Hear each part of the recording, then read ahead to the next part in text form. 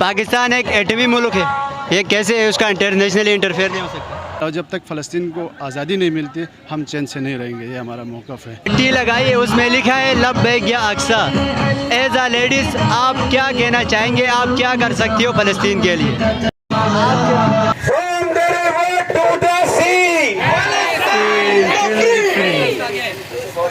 आगे बढ़ते जाइए, पीछे बहुत रश है।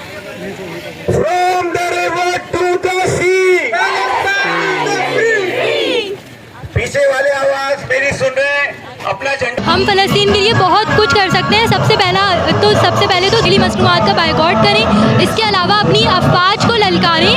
मुस्लिम अफवाज जो है ना वो बिल्कुल बेगैरत है और इस वक्त 57 इस्लामी ममालिक हैं, लेकिन वो सब के सब सो रहे हैं। हम सब यहाँ रैली कर रहे हैं और ये सारी जो प्रोटेस्ट मुनक्किद हो रहा है, इसका मकसद ही यही है कि हम आवाम के अंदर तो फ़लस्तीनियों के लिए बेहद मोहब्बत है और उनके लिए जिहाद के जज्बात हैं, लेकिन हमारी जो अफवाज है जो कुछ कर सकती हैं वो बिल्कुल पड़ी सो रही हैं। उनको ललकारने के लिए हमने ये प्रोटेस्ट किया है और मुस्लिम अफवाज को इस वक्त आगे बढ़ के अपना किरदार अदा करना होगा। कि दुनिया इंसाफ की मुंतज़िर है, जबकि इंसाफ हो नहीं रहा है। और द सेकंड थिंग इज़ कि ये हम लोग जो एहतजाज वगैरह कर रहे हैं, दिस इज़ गुड।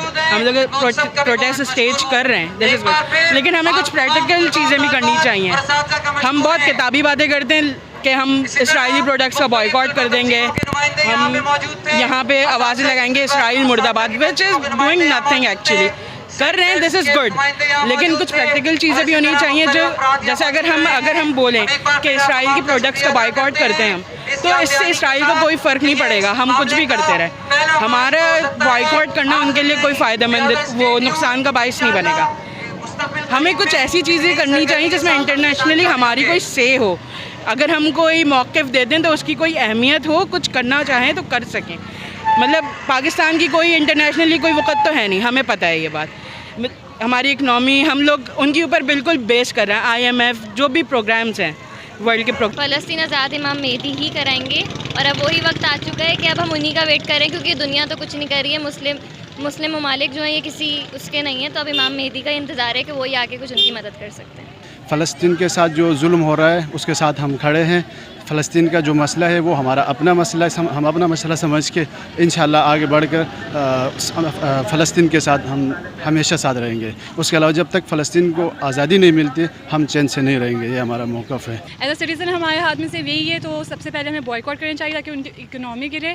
और क्योंकि अगर हम बॉयकॉट नहीं करते तो जो हमारे पैसों से उनकी ली हुई प्रोडक्ट से एक फ़लस्तीन के बच्चे की जान जा सकती है। स्पेशली मैकडोनल्ड्स, KFC, जितने भी ये फ़ीज़ी ड्रिंक्स हैं जैसे कि पेप्सी, कोका कोला, फांटा, इन सबको स्पेशली बॉयकॉट करना चाहिए क्योंकि ये बहुत कॉमन है हमारे यहाँ। और हमारी डेली यूज़ की प्रोडक्ट्स भी, जैसे हमारा सुबह उठते ही कोलगेट यूज़ करते हैं वो इजराइली है, हम सुबह होंडा बाइक पर आते हैं वो इजराइली है, हम आईफोन यूज़ कर रहे हैं वो इजराइली प्रोडक्ट है। ये छोटी छोटी प्रोडक्ट्स हैं हमारी, हमें चाहिए कि हम इनको यूज़ करना बंद कर दें। इस हिसाब से आपको नहीं लगता कि अगर हम इसराइली प्रोडक्ट का बायकॉट करते हैं तो फिर ज़िंदगी में जीवन हो जाएगी हमारी? हाँ बेशक हो जाए, उनसे तो कम ही होगी ना।